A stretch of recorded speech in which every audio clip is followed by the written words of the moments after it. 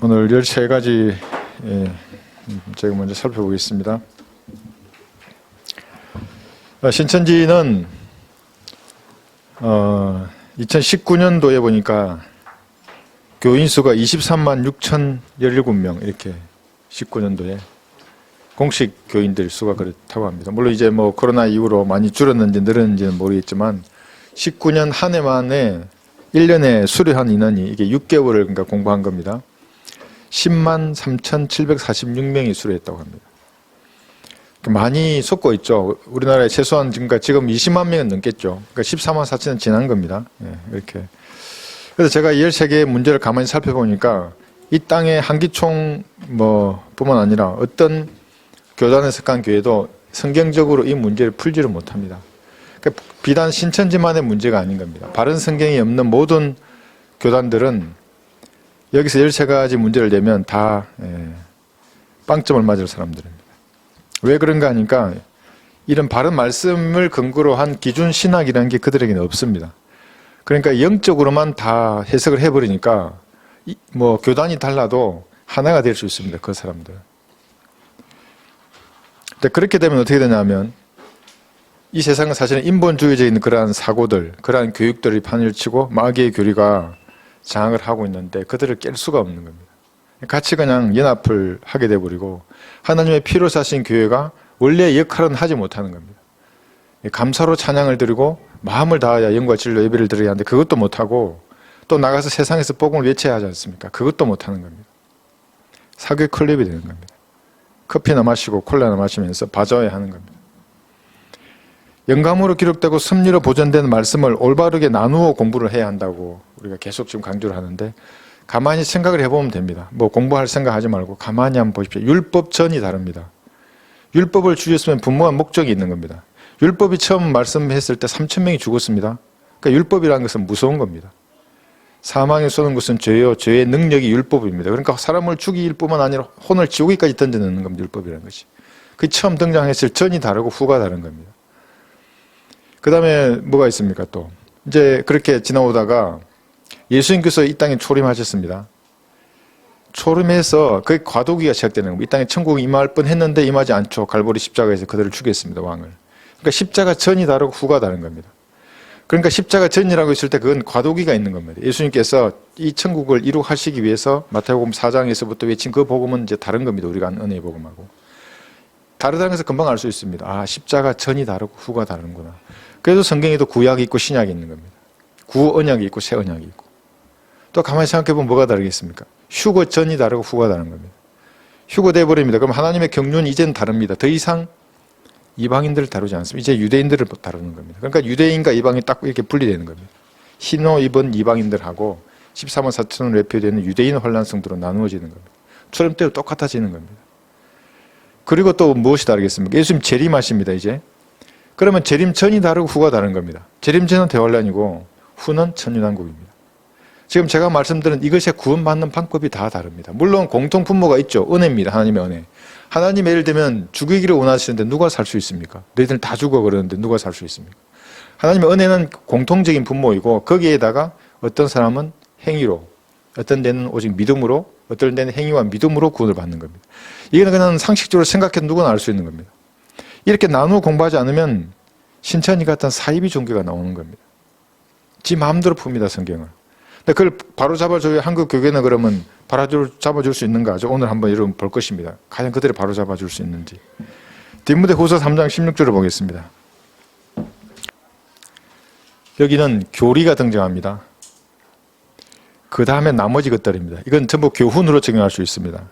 모든 성경은 하나님의 영감으로 주어진 것으로 교리와 책망과 바로잡음과 의로 훈육하기에 유익하니. 이게 개혁 성경 아닙니다. 이게 변개된 성경을 말하는 게 아닙니다. 모든 성경이라는 게. 디모데가 어려서부터 읽었던 그 필사본. 그러니까 이 성경은 첫 번째가 교리입니다. 옳고 그름을 나누는 겁니다. 빛과 어둠을 딱 나눕니다. 이것은. 그건 아니야. 그건 맞아. 그 다음에 나머지 여기 책망과 바로잡음과 의로 훈육하는 것은 사람마다 다 다르게 적용할 수 있습니다. 다른 책망을 받을 수 있습니다. 그 말씀을 가지고. 구약 성경이든 어느 성경이든 상관없습니다. 모든 성경은 나에게 책망을 줄 수 있습니다. 창세기 1장 가지고 빛의 자녀로 살라 이런 설교도 있습니다. 거기 빛이 등장하기 때문에. 그러니까 교훈적으로 무엇을 나에게 적용해서 나를 책망하게 하는 겁니다. 그 다음에 바로 잡음과 의로 훈육하, 이건 각 다 다른 겁니다. 사람마다 자기 처한 환경이 다르기 때문에 그렇습니다. 그런데 교리는 하나입니다. 그래서 역사적으로 그 당시에 적용을 하든지 아니면 예언적으로 미래의 어떤 세대에게 적용하든지 이중 적용이 되더라도 교리는 하나입니다. 이걸 모르기 때문에 사람들은 이 단어 자체를 인정하지 않는 겁니다. 그러니까 목적이나 개념만 영감받았다 이 말씀에. 그러니까 단어는 이래도 되고 저래도 된다. 시제는 상관없다. 이제 그런 말들을 하게 됩니다. 그러면 어떻게 되는가? 우리는 교회 시대의 성도들입니다. 그러면 로마서로부터 빌레몬서까지가 여러분에게 교리입니다. 이것 외에 다른 곳에서 교리를 찾으면 반드시 그 인간은 지옥에 갑니다. 그만큼 교리가 중요합니다. 근데 로마서에서 빌레몬서까지 지난번에 우리 예전에 한번 수신자를 다 찾아봤습니다. 전부 다 열면서. 편지의 수신자가 누구였습니까? 하나님의 교회였습니다. 성도였고 그리스도 안에서 신실한 자였습니다. 로마서에서 빌레몬서까지만 그렇습니다. 나머지는 다 다릅니다. 그러니까 이걸 알라고 성령께서는 그렇게 딱 기록해 두셨는데, 예를 들면 마태복음을 자기의 구원 교리를 거기서 찾는다. 마태복음 5, 6, 7장에서 특히. 그러면 망하는 겁니다. 왜냐하면 마태복음은 예수님을 유대인의 왕으로서 집중적으로 조명합니다. 그래서 그게 왕의 계보가 나오고 왕이 어떻게 준비하고 왕국이 어떻게 설 것이고 왕국의 헌법이 무엇인지를 마태 5장에서 7장까지 가르쳐주는 겁니다. 예수님이 통치한 이 지구, 왕으로서 통치하는 그 왕국은 마태복음 5, 6, 7장에 따라 행해야 합니다. 전인왕국에서는. 근데 그걸 만약에 가지고 우리 시대의 구원 교리를 찾으면 마태복음 5장 9절 한번 보십시오. 이상한 이단이 나오는 겁니다. 마태복음 5장 9절. 제가 오늘 윤석정 교회, 연세중앙교회의 온라인 예배 봤는데 이걸 가지고 팔복의 복음 뭐 이런 거 복음 전합니다. 그래서 화평케 하는 자가 되라 막 이러면서 교묘하게 신약에 화평의 직분을 맡았다 그러면서 이걸 또 복음과 연관을 시키는데 결국 그들은 팔복으로 돌아오는 겁니다. 5장 9절 보시면 화평케 하는 자는 복이 있나니 그들이 하나님의 자녀라 불릴 것이요. 예수를 영접하지 않아도, 구주를 영접하지 않아도 하나님의 자녀라 불린다고 생각할 수 있습니다. 여기에. 그래서 화평케 시키고 너도 화평해라 이런 말을 하게 됩니다. 아주 여성 같은 그리스도인으로 만드는 거죠. 말도 뭐 수줍어서 제대로 못하고 거리에서 외치는 것은 꿈도 못 꾸죠. 화평을 말해야 되는데 거리에서는 화평을 말합니까? 칼을 던지는 겁니다. 그리스도 교환자들은. 그러니까 신발을 던지려고 돌멩이를 던지려고 어떤 인간들은 와가지고 막 위해를 가려고 하는 겁니다. 칼을 던지니까 못 견디죠. 주역이 불탄다 그러는데. 네. 누가복음 12장 51절 한번 보겠습니다. 그럼 예수님은 이 땅에 화평을 주러 오셨는가? 누가복음 12장 51절. 내가 땅 위에 화평을 주러 왔다고 생각하느냐? 내가 너희에게 말하느니 아니라 오히려 분쟁케 하려 왔노라. 은혜의 복음이 부정적이기 때문에 이게 75%라고 말하지 않습니까? 부정적이. 듣는 사람으로 하여금 갈등을 유발하는 겁니다. 내가 영접할까 말까? 내가 죄인이라고? 내가 불탄다고? 이 갈등입니다. 분쟁케 하는 겁니다. 이걸 거부하는 사람은, 그러니까 칼에 상처를 입은 사람은 싫어합니다. 여러분이 상처를 내니까. 거리에서 외칠 때 죄, 지옥, 심판 이걸 외치는 겁니다. 십자가의 피를 외치고. 이걸 맞고 구원받으면 괜찮은데 그냥 상처만 스치고 지나가면 우리가 분쟁케 하고 우리가 트러블 메이키가 됩니다. 그들에게는. 입 좀 닫으라고. 조용하게 네 종교 네가 가지면 되지 왜 외치나 이런 말을 하는 겁니다. 진짜 화평은 뭐냐면 에베소서 2장에 있습니다. 2장 14절에 보시면 우리가 예수님을 영접했을 때의 화평밖에 없습니다. 내적인 화평입니다. 이것이. 에베소서 2장 14절에서 17절. 이 화평 외에 다른 곳에서 화평을 얻으려고 하는 모든 자들은 그건 마귀가 주는 화평입니다. 에베소서 2장 14절에서 17절 잘 한번 보십시오. 그때에 그는 우리의 화평이시니 둘을 하나로 만드셨고, 그러니까 유대인과 이방인입니다. 우리 사이에 가로막힌 중간의 벽을 허물어뜨리셨으며 원수된 것 곧 법령 안에 속한 계명들의 율법까지도 그의 육신 안에서 폐기하셨으니 이는 그 둘을 자기 안에서 한 세 사람으로 창조하사 화평케 하시고 그가 십자가를 통하여 둘을 한 몸으로 만들어 하나님과 화해하도록 함이며 그 십자가로 원수된 것을 죽이려 함이니라. 또 오셔서 멀리 떨어져 있던 너희와 가까이 있던 그들에게 화평을 전파하셨느니라. 예수를 영접하면 이 화평이 그를 주관하는 겁니다. 이게 내적인 화평입니다. 이 방법 외에 다른 것으로 화평을 추구하는 자들은 모두 마귀의 세력들입니다. 오늘 거기 온라인으로 화평케 하는 자라는 주제로 팔복복음을 지났던 그 인간도 마귀의 자식입니다. 다니엘 8장 25절에는 이제 적그리스도가 등장할 텐데 그는 화평으로 많은 사람을 죽인다고 말하고 있습니다.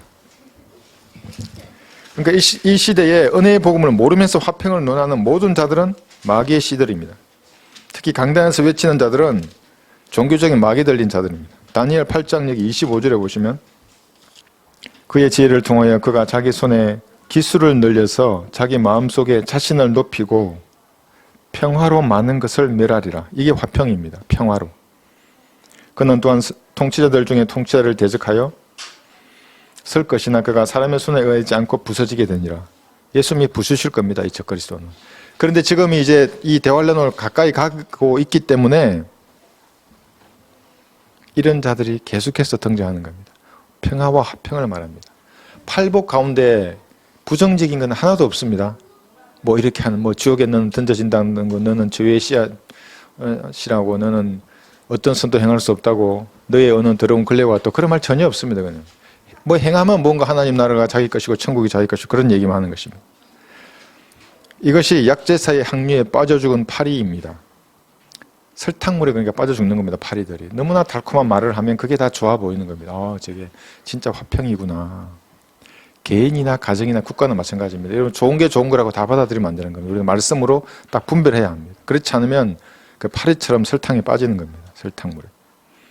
그러니까 이게 모르면 이 마태 5, 6, 7장 이런 데서 자기 구원의 교리를 찾게 하는 겁니다. 이뿐만 아닙니다. 마태복음 10장에 보시면 여러 가지 표적들이 나오죠. 그 표적은 천국 복음을 전할 때 했던 표적들입니다. 죽은 자 살립니다. 병든 자 고치고 문둥병자까지 깨끗하게 합니다. 마태복음 10장에.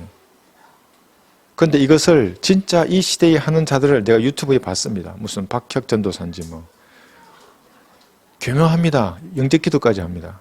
근데 그 영접기도 듣고 아무도 구원받을 수 없습니다.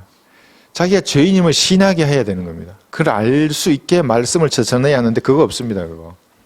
그리고 그걸 반드시 지옥에 간다는 얘기 해줘야 되고 그 죄의 문제가 깨끗해졌다고 비슷하게 말합니다. 근데 두루뭉실하게 그냥 넘어가 버리고 그냥 영접기도 하고 그냥 구원받았다 그러고 뭐 팔 들어봐라 그러고 할머니한테 팔 드니까 뭐 할렐루야 뭐 이랬었고 하나님 고쳤다 그러고 그러니까 지옥 가는 겁니다. 그 할머니는.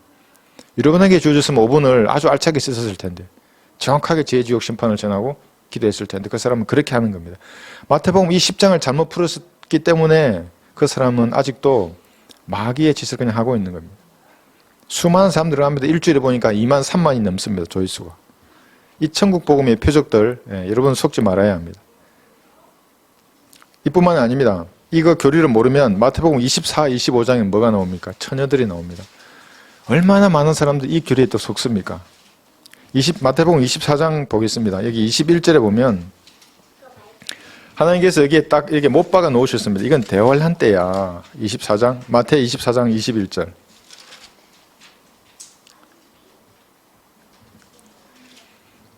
그러니까 등과 기름을 얘기하면서 등 준비하고 기름 준비해라. 계속 얘기합니다. 회개하고 정결하게 살아라. 이는 그때에 대환란이 있으리니 그와 같은 것은 세상이 시작된 이후로 지금까지 없었으면 또 결코 없을 것이기 때문이라. 대환란 때입니다. 지금 24, 25장 계속 연결됩니다. 25장 1절에서도 그때에 그럽니다.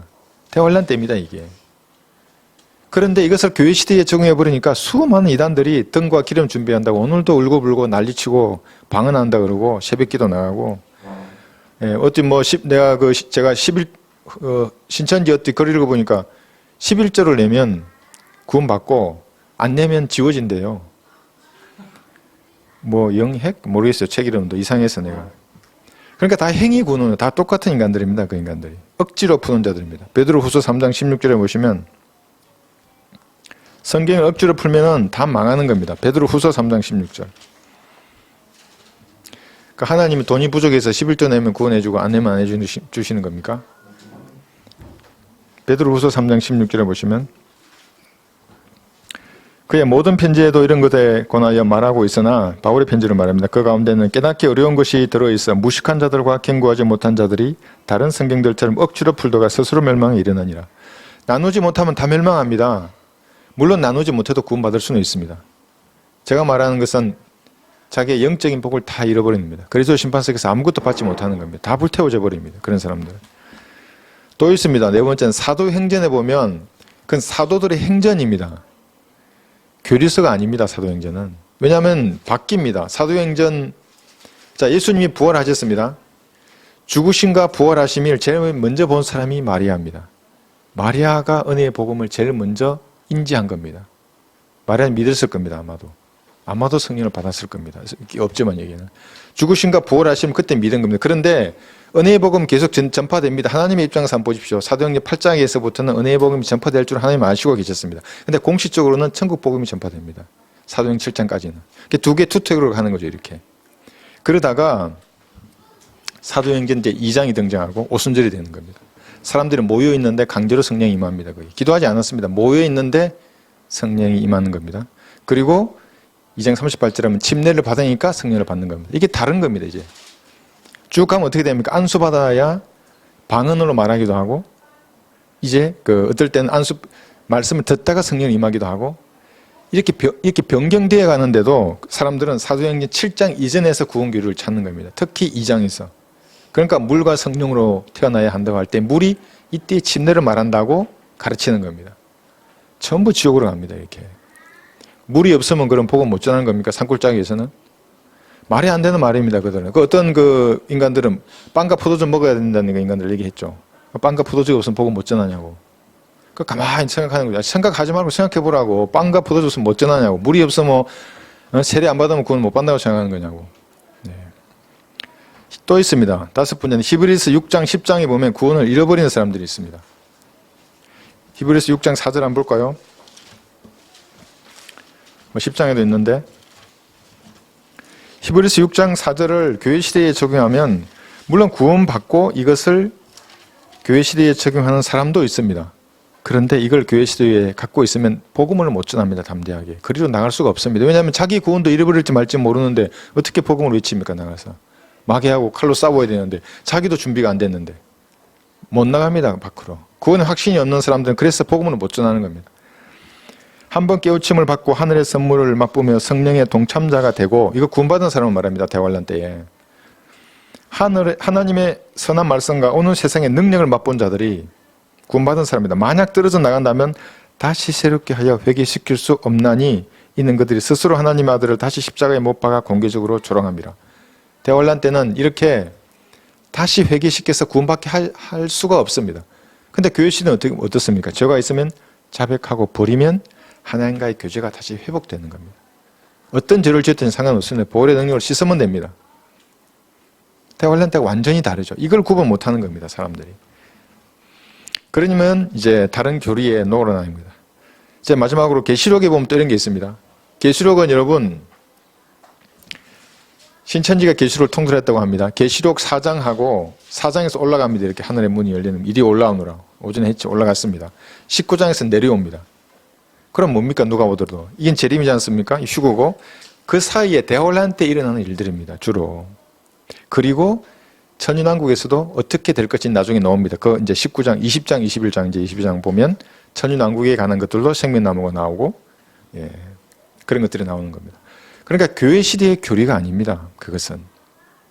근데 거기 보면 이기는 자가 나온다 그래서 우리도 이겨야 된다 그러면서 막 그거를 뭐 이만희니 뭐니 이렇게 이제 적용해서 다르게 성경을 푸는 것입니다.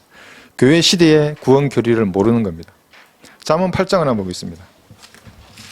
어제 우리 자매님이 우리 그리스도교 나오시던 자매님이랑 이제 그리스도교 마치고 잠언 8장 9절 보겠습니다. 집으로 돌아가는 길에 이제 잠깐 말씀을 나누었는데, 은혜의 복음을 처음 듣고 너무너무 쉬웠답니다. 이렇게 쉬웠는데, 저도 그랬습니다. 처음 은혜의 복음을 깨닫고 이렇게 쉬운데 그러면 세상에 구원 안 받은 사람이 어디 있지? 20대 초에 제가 구원 받고. 이렇게 쉬운데 그냥 믿으면 되는데 죄인임을 시인하고 이거 왜 안? 그런데 이제 몰랐죠. 처음에 이제 어린 아기니까 다 구원 받을 줄 알았죠. 안 받습니다. 이게 8장 9절을 보시면 그것들은 깨닫는 자에게는 모두 알기 쉬운 것이요 지식을 얻는 자들에게는 옳은 것이니라. 깨닫는 자에게는 들을 기가 있는 겁니다. 알기 쉬운 것이고 옳은 것입니다. 그것이. 그러니까 은혜의 복음과 천국 복음을 딱 나누어서 너무나 알기 쉬운 겁니다. 은혜의 복음이. 근데 어떤 사람 이거 보면 그 믿음이 뭐 페이스니 빌리브니 뭐 다르면서 뭐 이건 뭐지 뭐 이러면서 뭐 계시가 어쩐 끝없이 그렇게 자기 그 모순에 빠져 있는 사람들입니다. 왜 그렇습니까? 하나님께서 미혹의 영들을 풀어놓는 겁니다. 그런 자들을 심판하기 위해서. 그게 삼킬 자를 찾는다는 게 그리스도인뿐만 아니라 믿지 않는 사람들도 마찬가지입니다. 무언가 이단, 5만 가지 이단이 있습니다. 왜 그랬습니까? 5만 가지 마음을 가진 사람들이 있는 겁니다. 그러니까 그에게 합당한 이단을 주는 겁니다.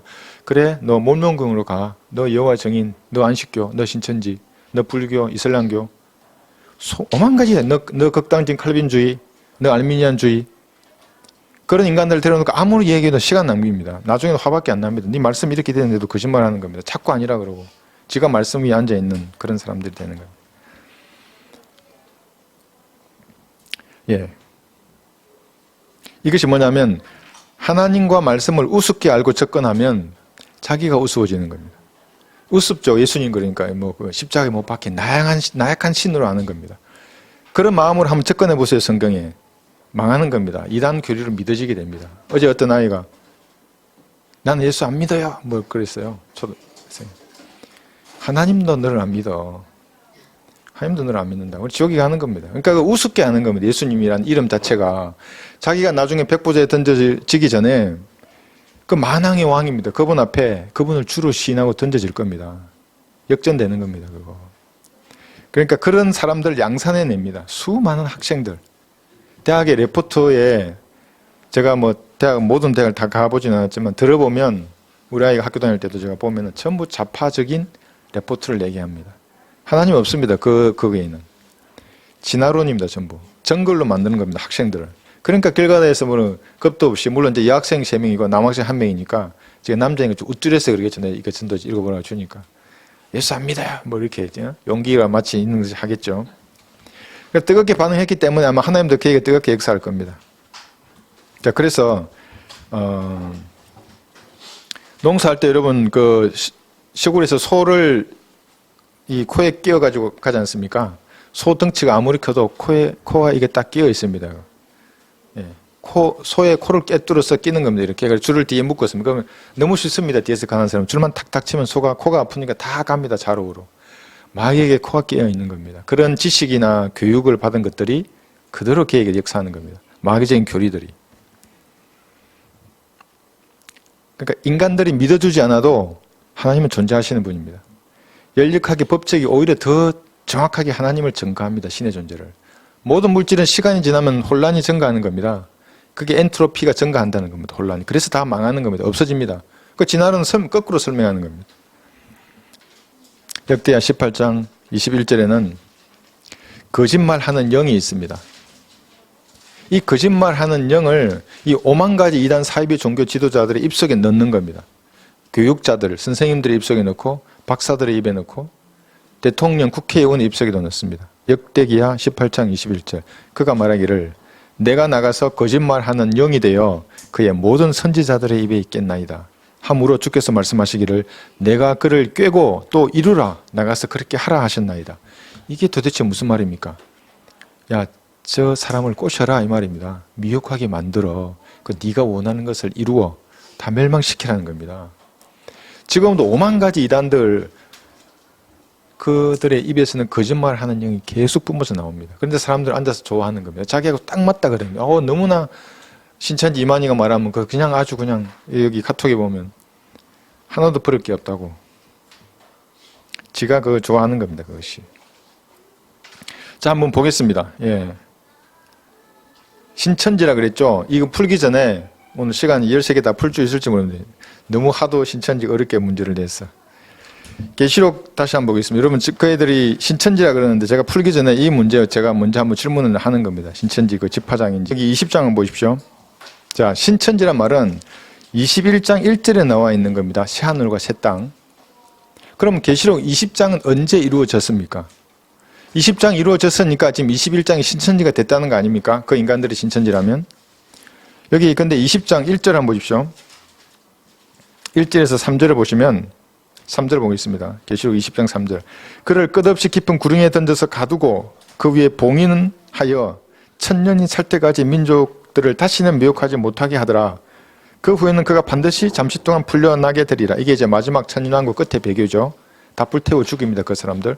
그런데 신천지가 그 사람 벌써 이 땅에 된다 그러면 언제 이렇게 마귀를 땅속에 넣고 봉인을 했습니까? 6절도 보십시오.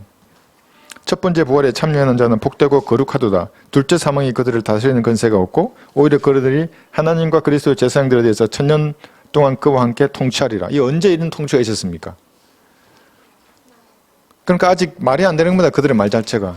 그리고 여기서 첫 열매들이 우리 오전에 배웠죠. 구약 성도들의 휴거뿐만 아니라 신약 성도의 휴거와 환란 성도의 휴거를 포함한 겁니다. 그게 끝나야 됩니다. 끝나지도 않았는데 언제 새하늘과 새 땅이 오는 겁니까? 9절 10절도 마찬가지입니다. 10절 보시면 그들을 미혹하던 마귀가 불광 유황못에 던져지니 그곳에는 거짓선과 거짓 선지자도 있어 영원 무궁토록 밤낮 고통을 받으리라. 천인왕이 끝나면 마귀가 이제 불못에 던져집니다. 그리고 새하늘과 새 땅이 만들어지는 겁니다. 언제 던져졌습니까? 마귀가. 이 땅에 마귀가 장악하고 있는데 지금도. 뉴스 한번 보십시오. 얼마나 흉악한 일들이 지금도 벌어지고 있습니까? 11절 보시면 또 내가 큰 백부자와 그 위에 앉으신 분을 보니 그의 면전에서 땅과 하늘이 사라졌고 그들의 설 자리도 보이지 않더라. 이런 심판이 언제 있었습니까? 자기들 신천지라면 21장 가기 전입니다. 우주가 사라져야 됩니다. 그리고 새로운 하늘과 땅이 만들어지는 겁니다. 근데 신천지는 이걸 전부 영적으로 풀어버리는 겁니다. 14, 15절에 보시면 사망과 지옥도 불못에 던져지니 이것이 둘째 사망이라 누구든지 생명의 책에 기록되지 않은 자는 불못에 던져지더라. 백보자 심판 다음에 이제 그 똥문으로 이 죄인들이 불못에 던져지는 겁니다. 그리고 다시 새하늘과 새 땅이 창조됩니다. 그런데 어떻게 자기들이 새하늘과 새 땅 신천지라고 성경을 그러니까 전부 영적으로 이 단어가 말씀하시는 바를 무시하는 겁니다. 그러면 5만 가지 종교로 만들어냅니다. 이 단어의 뜻이 그 뜻이 아니라 자기들이 영적으로 만들면 신천지 뭐 무슨 천지 무슨 천지 다 만들어낼 수 있는 겁니다. 이 성경으로. 자, 첫 번째 보겠습니다. 마태복음 13장 30절에 그들은 이렇게 말합니다. 추수받은 자와 받지 않은 자의 차이가 무엇인가 이렇게 말합니다. 마태복음 13장 30절. 한국 교계도 마찬가지입니다. 여기 답할 사람 아무도 없습니다. 13장 30절. 여기 24절부터 인용했는데 우리는 30절 한 구절만 보겠습니다. 자, 추수 때까지 둘도 함께 자라도록 두었다가 추수 때에 내가 추수꾼들에게 말하여 먼저 독보리들을 모아서 불사르기 위하여 단으로 묶고 곡식은 내 곡간으로 모아드리게 하라고 하니라 하시더라. 여러분 이것을 지금 이 시대에 적용해서 추수꾼들을 돌아다닙니다. 무슨 교회들은. 우리도 뭐 오는지는 모르겠는데 우리 교회도. 우리 교회 오면 여러분들에게 살아남겠습니까? 내가 우리 자매님 중에 한 분이 맡아서 한 10분만 대화 보십시오. 그 인간들. 이때가 아니라 이 추수 때가 언제냐면 지금 이 유대인들에게 말하는 겁니다. 재림하시는 예수님이 이 땅에 내려오셔서 하시는 그 심판을 말하는 겁니다. 그게 언제입니까? 양과 염소들의 심판입니다. 이 땅에 내려오시면. 그때를 추수라고 말하는 겁니다. 교회 시대에는 천국 자체가 감추어져 있는 겁니다. 그래서 밭은 교회가 아니라 세상이라고 말하는 겁니다. 그래서 이 세상에는 양과 염소가 있습니다. 다. 예수님 재림하시면 둘을 나누시는 겁니다. 그게 똑같습니다. 여기 말은 맞습니다. 추수되지 않은 자는 불못에 던져집니다. 그러니까 염소들은 불못으로 가는 겁니다. 양은 천인왕국의 백성이 되고. 이게 마태복음 25장에 나와 있는 겁니다. 지금 마태 13장에 이것을 마태 25장에 나와 있는 민족들의 심판과 그들은 연결을 못하는 겁니다. 여기 잘 나와 있습니다. 33절. 그리하여 양들은 그의 오른편에 염소들은 그의 왼편에 세워두고 그럽니다. 어떻게 합니까? 41절 보면 그때 이 왕이 왼편에 서 있는 자들에게도 말하기를 너희 저주받은 자들아 내게서 떠나 마귀와 그의 천사들을 위하여 준비한 영원한 불 속으로 들어가라. 이게 추수입니다. 민족들의 심판입니다. 그런데 한번 잘 보십시오. 영적인 이 유기체 교회 안에는 구원받지 않은 사람이 들어올 수 없습니다. 그런데 조직체인 교회 안에는 들어올 수 있습니다. 그죠? 우리도 교회가 좀 더 성장하면 이제 들어올 겁니다. 이런 인간들이. 교모이 들어옵니다. 마귀는 또 그런 능력을 가지고 있습니다. 자기가 원하는 사람을 원하는 장소에 심습니다. 마귀들은. 그래서 추수받은 자가 신천지 교인이 아니라 이 양들과 염소들의 심판들한테 이때 추수되는 겁니다. 이렇게. 염소가 되면 추수받지 못하는 겁니다. 그런데 우리하고는 상관없습니다. 우리는 휴거대가 없으니까 이 땅에. 그래서 이게 이제 심판을 우리가 배웠죠. 이게 민족들의 심판이고 하나님의 입장에서의 주수는 또 언제입니까? 백보자 심판인 겁니다. 그때도 둘 중에 하나입니다. 불로 태워지든지 영원한 생명을 받든지. 여기도 마찬가지로 양 아니면 염소 아닙니까? 근데 우리와는 그리스도인들은 다 상관이 없는 심판입니다. 이미 우리 7 심판에서 배웠습니다. 백보자 심판에서 상 받는 자들은 행위로 구원받은 사람입니다. 우리 교회 시대 성도가 아니고, 그 사람들은 이걸 전혀 모릅니다. 그러니까 뭐 이것만 가지고 우리가 그들에게 논쟁에도 성경을 답해줄 수 있지만 여기서 이미 추수받은 자와 받지 않은 차이 이래 놓고 신천지가 되어라 지금 이렇게 말하는 겁니다. 추수받으면 말은 이렇게 해놨습니다. 추수받으면 천국에 가고 추수받지 못하면 지옥에 간다. 그래서 꼭 정 틀린 말은 아닌데 적용 자체를 시대별로 적용을 못하는 것입니다. 그 다음 음행의 포도주 계시록 17장 2절 보겠습니다. 음행의 포도주 음행의 포도주가 마귀의 교리다 이렇게 해놨습니다. 답은 맞습니다. 그런데 자기들이 이 마귀의 교리를 행하는 자라는 걸 모릅니다. 이게 17장 2절 보시면 땅의 왕들도 그녀와 더불어 음행하였고 땅에 사는 자들도 그녀의 음행의 포도주에 취하였도다라고 하니 여기 그녀가 누구겠습니까? 5절 보시면 6절까지 그녀의 이마에 한 이름이 기록되어 있는데 신비라 큰 바벨론이라 땅의 창녀들과 가정한 것들의 음이라고 하였더라. 또 내가 보니 그 여자가 성도들의 피와 예수의 순교자들의 피에 취하였더라. 그러므로 내가 그녀를 보고 크게 의아해하며 놀랐더라. 요한이 왜 의아해한 줄 아십니까? 로마 가톨릭 성당에 들어가 보십시오. 예수님이 십자가가 있는 겁니다. 거기에 못도 박혀 있고 피아노도 있고 뭐 이상한 인간이 와서 이 설교도 하고 빵도 포도주도 먹는데 사탄의 자리가 거기에 있는 겁니다. 그것이 음행. 여기 18절에 보면 그 여자는 누군지 나옵니다. 내가 본 그 여자는 땅의 왕들을 다스리는 큰 도성이라고 하더라. 땅의 왕들을 다스리는 큰 도성, 로마 가톨릭입니다. 그래서 이 그녀는 모르는 겁니다. 이 음행의 포도주. 그러니까 로마 가톨릭에서 나온 교리나 의식이나 행사를 하지 않습니까? 주기도문 사도신경 하지 않습니까? 음행의 포도주를 먹는 겁니다. 신천지가 행위 구원을 주장합니다. 로마 가톨릭이 행위 구원을 주장하는 겁니다. 로마 가톨릭도. 여기 제가 봤는데 영핵이라고 하는 60쪽 그 신천지에서 만든 신앙의 3대 요소인 지식, 믿음, 행함을 지켜서 하나님의 모양과 형상을 입어 생육하고 번성한다. 물론 쓰레기지만 한번 보시면 지식, 믿음, 그 다음에 행함을 지켜야 하나님의 형상이 된답니다. 그래야 생육하고 번성한답니다. 이게 음행의 포도주입니다. 거짓말입니다. 그 다음 쪽에 봐도 성경에 기록된 지시대로 행해야 구원을 받는다. 천국에 들어가는 방법이다. 이렇게 말하고 있습니다. 이게 전부 로마 가톨릭의 누룩을 그대로 가르치는 겁니다. 당연하죠. 그래서 신천지 로마 가톨릭의 자금이 같이 흐름이 같이 있습니다. 거기에. 제가 정언을 들었습니다. 그 다음에 계시록 2장 6절 한번 보십시오. 여기 보시면 니콜라파의 교리가 있습니다.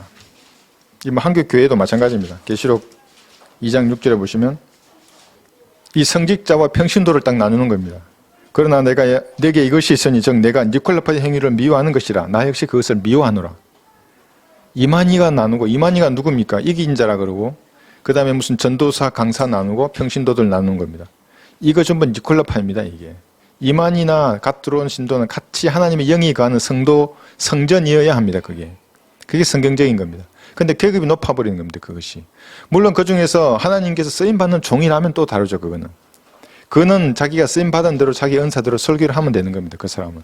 그런데 그것이 이만희가 어떤 하나님의 무슨 직접적인 계시를 받는 자이고 그 계시의 믿음 주장하는 인간들처럼 그래버리면 이제 평신도하고 다른 그룹의 성직 계급이 되는 겁니다. 이게 니콜라파입니다. 그러니까 자기가 음행의 포도주를 마시고 그걸 쏟아붓고 있으면서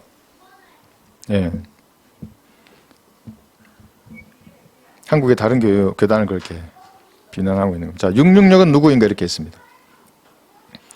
666은 누구인가 이렇게 했는데 이게 또 질문이 잘못되어 있죠. 666은 한 사람의 숫자입니다. 성경에.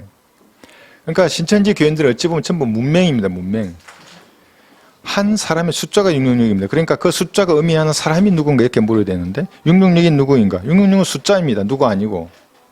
이 숫자가 의미하는 그 사람이 누구인가 이렇게 물어야죠. 계시록 13장에 보시면 신천지는 이렇게 말했습니다. 여기서 666은 이 땅의 거짓 목자다. 그러니까 제가 666입니다. 그 인간들이 보기에는. 근데 제가 666이면 무슨 일이 나는지 아십니까? 계시록 13장 보겠습니다. 13장 14절에 보시면 13장 14, 15절 다 죽입니다. 여기 지금 666은 18절에 있습니다. 그의 숫자는 666이니라 계시록 13장 하고 있습니다. 그런데 여기 15장 보십시오. 15절 또 그가 짐승의 형상에게 생명을 주는 권세를 받아 그 짐승의 형상에게로 말도 하게 하고 그 짐승의 형상에게 경배하지 아니하는 자는 다 죽이도록 하니라. 그럼 제가 다 죽이는 겁니까? 그러니까 우선 이 땅이 거짓 목자가 666이 아닙니다. 그러니까 신천지의 교리에 반대하는 한기총의 목사들이 지금 666이라고 말하는 겁니다. 이 사람들은. 성경이 그렇게 말하지 않습니다. 다 죽입니다. 이 666이라는 표를 가진 그러니까 666이 의미하는 그 사람, 한 사람, 적그리스도가. 동상도 새깁니다. 자기 동상을. 제가 제 동상을 세웁니까? 전 세계에. 그럼 내 동상이 저를 안 하면 내가 다 죽입니까? 그러니까 말이 안 되는 말을 그들은 교리로 가르치는 겁니다. 데살로니가 후서 2장에 보시면 여기 정확하게 기록해 놨습니다. 그 사람들은 성경과 성경을 비교해서 풀 수 없는 지성이 없습니다. 왜냐하면 성령께서 주지 않으십니다. 데살로니가 후서 2장 3, 4절에 그 666표가 의미하는 한 사람이 멸망의 아들입니다.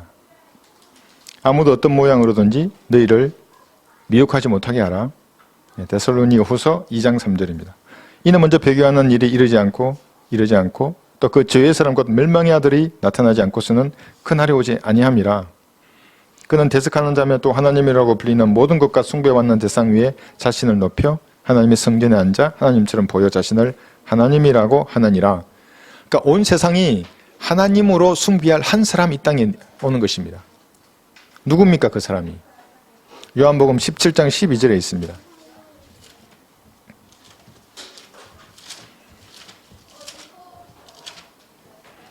요한복음 17장 12절 6장도 볼 것입니다.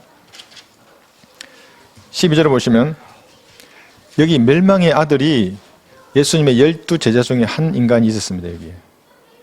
그는 더 데빌이 아니라 오 데빌이었습니다. 한 마귀였습니다. 내가 그들과 함께 세상에 있었을 때는 아버지의 이름으로 그들을 지켰나이다. 아버지께서 내게 주신 그들을 내가 지키었고 멸망의 아들 외에는 이것이 유다 이스카리옷입니다.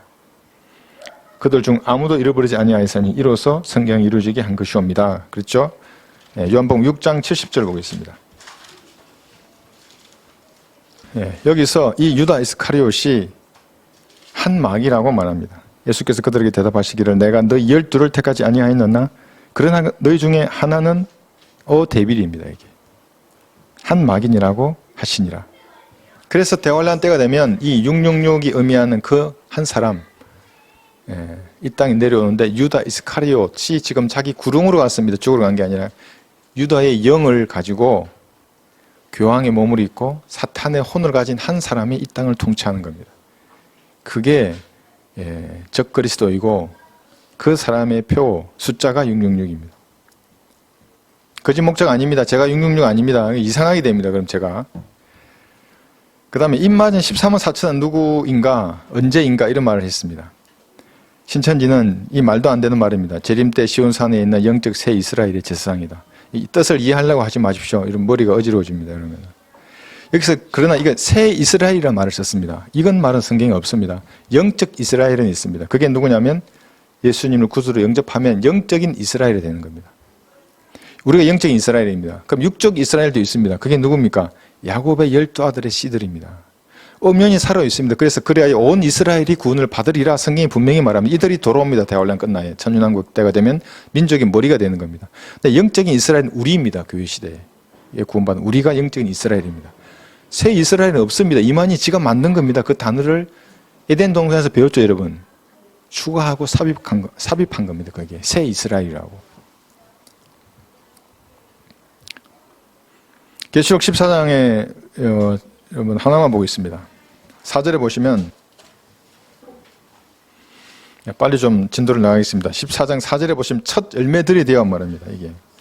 이들은 여자들과 더불어 더럽혀지지 아니한 자들이니 이는 그들이 동정들임이라. 동정들입니다. 이들은 남자 동정입니다. 그래서 우리는 한 순결한 처녀입니다. 교회시대 구원받은 사람들은. 대환란 때 유대인 13만 4천은 전부 남자들입니다. 동정들이고 그런데 그 신천지에 바글거리는 여자들은 다 뭡니까? 그 애들은 성경을 모르는 겁니다. 이거만 읽어보더라도 이게 여자인데, 아니 남자인데, 난 여자인데, 난 누구지? 그 13호 사천이 아닙니다. 그 신천지에 모여있는 사람들은. 여호와 증인도 마찬가지고 여자들은 여기 다 포함이 안 되는데도 여자들만 바글바글 합니다. 거기. 저한테 카톡 주는 인간 중에 한 9명은 여자들입니다. 그 신천지. 가끔 남자도 한 명 있습니다. 저보다 뭐 나이도 많은 것 같은데. 그래서 이들은 첫 열매들이 되는 겁니다. 이게 13호 사천이 휴거될 때 왜 첫 열매들이냐면 이게 환란 성도의 휴거를 예표합니다. 이 사람이 13호 사천이. 그러니까 첫 열매들에 들어가는 사람들입니다. 뭐 신천지는 이거 알 수가 없는 것이죠. 그러니까 그 사람들은 신인 하빌론 그러지 않습니까? 순교자의 영이 이 땅에 내려와서 13호 사천 자기들하고 만나서 이 땅에서 영생한다는 겁니다. 그러면 순교자의 영이 13호 4천 명밖에 없습니까? 13만 5천 명이 되면 그럼 1,000명은 그 영은 어떻게 되는 겁니까? 여기 이 땅에 있는 사람들이 예를 들면 지금 20만 명이지 않습니까? 13만 명이 넘었죠. 그럼 5만 명은 어떻게 됩니까? 영이 없는데. 말이 안 되는 겁니다. 자기들의 말 자체로도. 그 따지고 들어가 보면. 5번째, 짐승의 표를 받고 경배하는 자는 누구인가 이렇게 놨습니다. 표를 받는 사람. 우리는 다 알고 있습니다. 짐승의 표 받는 사람 누구는지. 그런데 그들은 계시록 13장에 하늘 장막에 있는 성도들이라 그럽니다. 그러니까 머리가 어지러워지니까 이해하시면 안 됩니다. 그냥 들을 것만 넘어가셔야 합니다. 그러나 성경에는 분명하게 뭐냐면 대환란에 남겨진 사람들입니다. 계시록 14장 11절에 보시면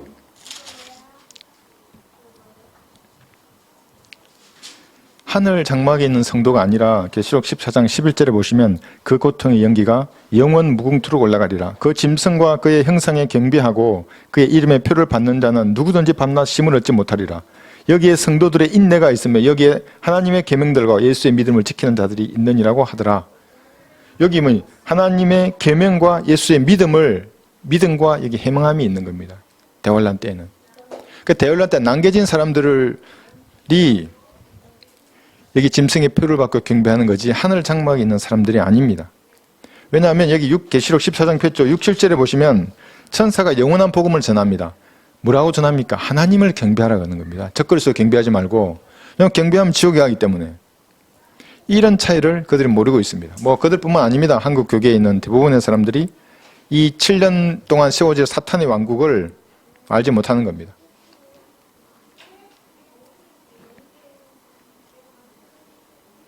그래서 하늘에 있는 성도가 아니라 지상에 남아있는 대환란에 남겨진 사람들이 이 표를 받고 적그리스도를 경배하게 될 것입니다. 그렇게 만들어갑니다. 지금 이제 어디 외국에 보면 그러십시오. 백신 맞았다고 하는 증서가 없으면 식당에도 못 들어가고 마트에도 못 간답니다. 저도 어제 보니까 인도네시아에 있는 어떤 분 식당에 못 들어간답니다. 거기는. 그래서 한국에 왔답니다. 워낙 그런 규제가 심해서. 그러니까 적그리스도도 단계적 전략을 가지는 겁니다. 1단계 작전을 딱 하는 겁니다. 군사작전 같이. 모든 사람이 백신에 대해서 우리나라 같이 이렇게 얼마나 말 잘 따릅니까? 70%가 그거 맞으면 어때? 나중에는 이게 표가 아니라 적그리스도 표를 할 때도 그렇게 반응을 하게 만드는 겁니다. 이제 2단계 작전으로 갈 겁니다. 그들이.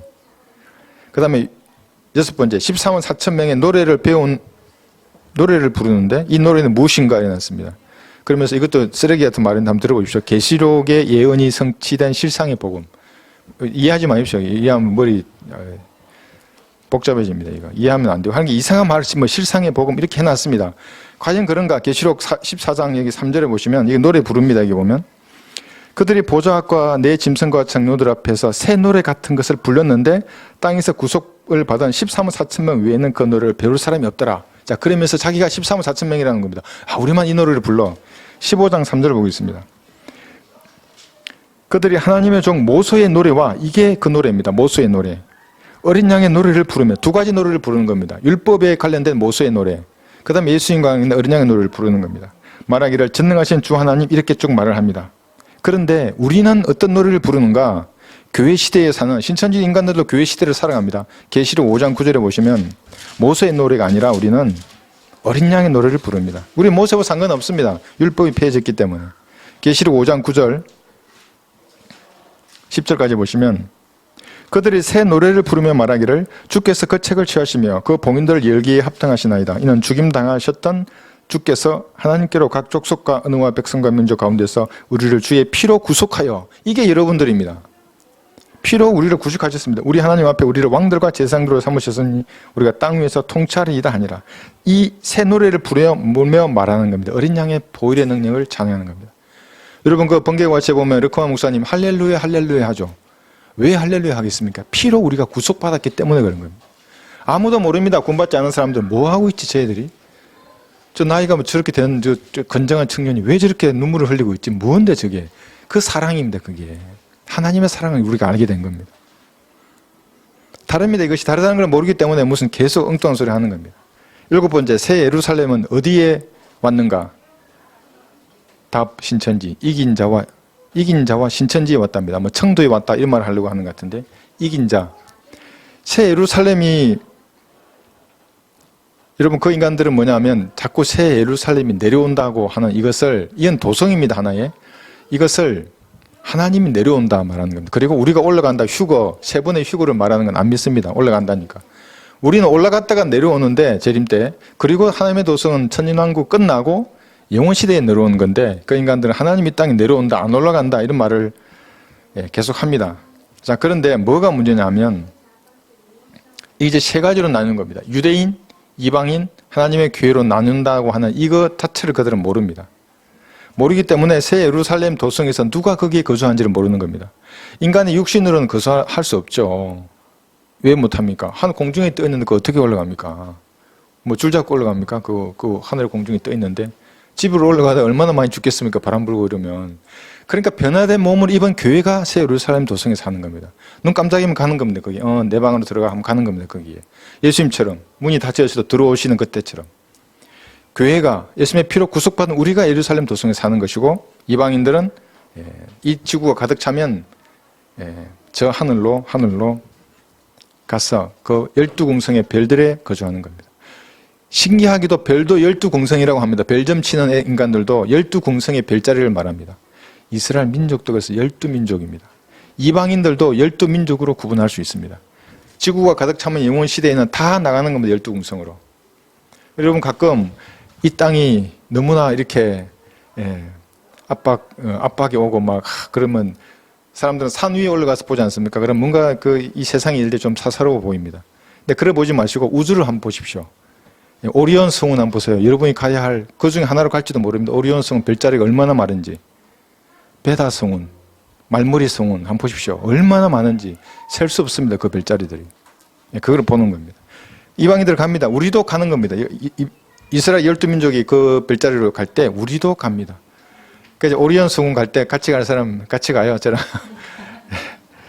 그 사람들은 그걸 모르기 때문에 자꾸 이상한 말을 하는 겁니다. 무슨 새 예루살렘 도성이 청두에 온다는 둥, 뭐 이긴 자 신천지에 온다는 둥. 이상하죠? 예. 자, 8번째, 생명나무와 선악나무는 누구인가 일어났습니다. 여러분 여기도 얼마나 성경을 읽지 않는 문명인지 드러나는 겁니다. 여기 나무 누구인가 일어났죠? 성경에 보면 나무가 인간처럼 묘사된 구절이 있습니다. 그런데 우리 창세기 보시면 여사가 먹지 않습니까? 나무를 먹은 게 아닙니다. 어떻게 나무 뿌리를 뽑아서 먹습니까? 껍질을 벗겨 먹습니까? 여기 창세기 3장에 보시면 2장 17절에 보시면 이렇게 나옵니다. 선과 악을 알게 하는 지식의 나무에서 나는 것. 열매를 먹는 겁니다. 그게 나무를 먹은 게 아니라. 그래서 여기는 걔들은 선악나무 그럽니다. 그 10뿔 가진 짐승 그러는데 말도 안 되는 소리입니다. 생명나무는 이긴 자라 그러는데 이것도 말도 안 되는 소리입니다. 나무가 아니라 그 나무에서 난 열매들이 있습니다. 생명나무는 아마도 올리브 나무일 것입니다. 선악나무에서 나는 것, 생명나무에서 나는 올리브 나무이고 선악나무에서 나는 것은 아마도 포도였을 것입니다. 왜 그런지는 이것도 이제 다음 우리가 시간이 될 때 제가 공부를 하겠습니다만 창세기 3장 6절에는 먹었습니다. 분명히 그 열매를. 그러니까 이긴 자 이런 게 아닙니다. 10뿔을 가진 짐승 이런 게 아니라 어떤 열매를 먹은 겁니다. 포도를 먹고 여자의 피부가 이제 지옥과 같은 검붉은 색으로 바뀐 겁니다. 그래서 이렇게도 말합니다. 그때부터 분홍색 립스틱이 여자들의 입술에는 분홍색 립스틱이 그려졌다 이렇게 말하는 사람도 있습니다. 이걸 타오릅니다. 이브의 얼굴색이 지옥이 보이는 겁니다. 그런데도 아담은 여자가 너무 사랑스러워서 같이 먹고 죽자고 이제 먹었던 거죠. 이것을 신명기 32장 33절에서는 용의 독사의 독이라고 하는 겁니다. 여러분 그러니까 이건 그냥 예표적으로 말하는 겁니다. 술을 너무 그래서 잔에서 붉게 물들어 있습니다. 아주 찰랑찰랑거리고. 독사의 독, 용의 독입니다. 이건 이제 비유적으로 푸는 겁니다. 네. 그래서 계시록 22장 14절에 보시면 또 생명나무에 대한 권리라고 이렇게 나옵니다. 이것이 나무를 통째로 먹는 게 아니라 이 생명나무에 대한 권리를 가지기 때문에 그 열매를 먹는 겁니다. 이렇게 목사님은 올리브 나무일 것이라고 생각합니다. 저도 그렇게 생각합니다. 이걸 먹고 계시록 22장 14절에 나오는 대환란 때 사는 성도들은 천년왕국에 들어가서 이 나무에 대한 권리를 가지려면 열심히 행위를 지켜야 됩니다. 천년왕국의 성도나 대환란의 성도들은 이 권리를 가지기 위해서 정말 자기 전부를 걸어야 합니다. 대환란 성도는 목을 걸어야 되고 천년왕국 성도는 어떻게 됩니까? 손발을 잘라야 됩니다. 죄를 지으면. 눈 뽑아내라 그럴 들을 정도로. 그래야 이 생명나무 열매를 먹고 천년을 살아가는 겁니다. 우리는 죽음의 나무에 달려있던 예수님을 믿음으로 먹은 겁니다. 여러분들은.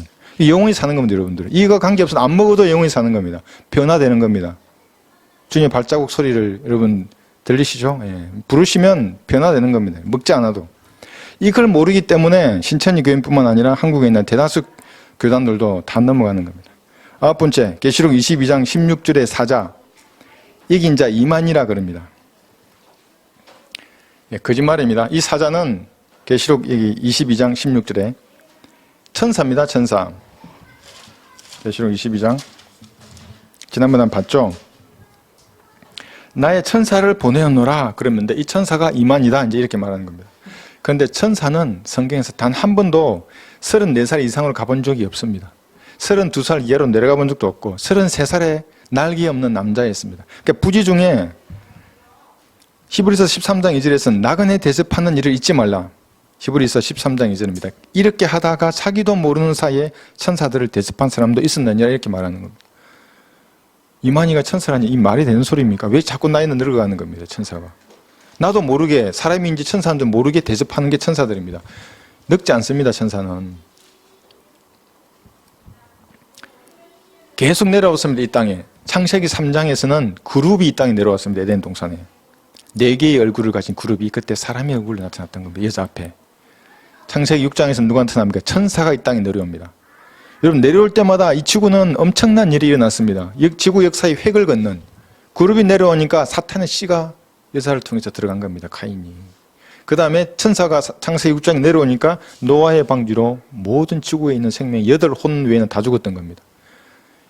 고린도 교회에도 왔습니다. 천사들이. 그러니까 여자가 머리 위에 권위를 두는 겁니다. 나 결혼하는 여자라고 건드리지 말라고 천사들에게. 히브리서에도 이렇게 등장하는 겁니다. 내가 알지 못하는 사이에 천사를 대접할 수 있다고. 계시록에도 천사를 또 내려올 겁니다. 대환란 때. 그리고 내려오면 이 지구가 엄청난 심판을 그래서 당하는 겁니다. 자, 10번째. 마태복음 7장에 좁은 문이 신천지이다 이렇게 말합니다. 좁은 문으로 들어가기를 힘쓰라. 그래서 신천지에 들어오기를 힘쓰라 그렇게 말하는 겁니다. 한기총은 넓은 문이라. 제가 말하기를 둘 다 넓은 문입니다. 그건.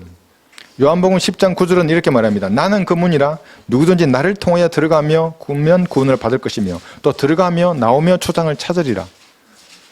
지금 이건 십자가 이전에 예수님이 하신 말씀입니다. 이 문에 들어가려고 그러면 예수님이 영접하는 겁니다. 그러면 내가 그 문으로 들어가는 겁니다.